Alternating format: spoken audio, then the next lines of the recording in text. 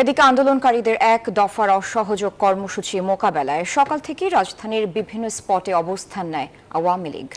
সন্ত্রাসীদের শক্ত হাতে দমনের ঘোষণা আসে সরকারের সর্বোচ্চ পর্যায় থেকে।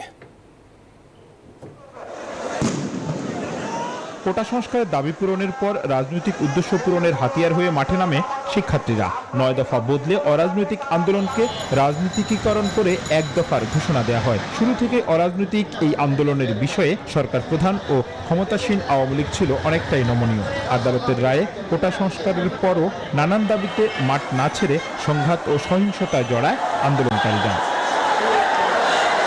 3 দফা ছেড়ে 9 দফা, এরপর 9 দফা ছেড়ে সরকার প্রধানের পদত্যাগের এক দফা দাবিতে অসহযোগের ডাক দেয় আন্দোলনকারীরা। রাজনৈতিকভাবে মোকাবেলার ঘোষণায় পাল্টা অবস্থান কর্মসূচিতে মাঠে নামে আওয়ামী লীগের কর্মীরা। রাজধানীর বিভিন্ন স্থানে আওয়ামী লীগের নেতাকর্মীদের প্রতিরোধের মুখে পড়ে আন্দোলনকারীরা। ধানমন্ডি আওয়ামী লীগ অফিসে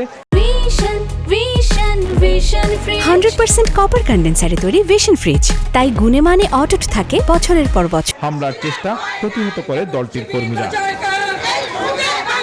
এদিকে রোববার বিকেলে রাজধানীর ধানমন্ডিতে আওয়ামী লীগ সভাপতি প্রধানমন্ত্রী শেখ হাসিনার রাজনৈতিক কার্যালয়ে সংবাদ সম্মেলনে কথা বলেন দলের সভাপতি মণ্ডলীর সদস্য জাহাঙ্গীর কবির নানক। তিনি বলেন, সরকার পতনের এই আন্দোলন ছাত্রদের নয়, ক্ষমতালোভী বিএনপি জামাতের।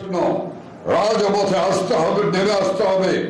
আমাদের শেষ রক্তবিন্দু থাকতে সন্ত্রাস ও ইজ্জত সৃষ্টিকারীদের আস্ফালন আমরা সহ্য করব না। বাংলাদেশের স্বাধীনতার সার্বভৌমত্ব, গণতন্ত্র, সংবিধান ও জানমালের নিরাপত্তার জন্য আমাদেরকে মহান মুক্তিযুদ্ধের চেতনায় ঐক্যবদ্ধ হতে হবে।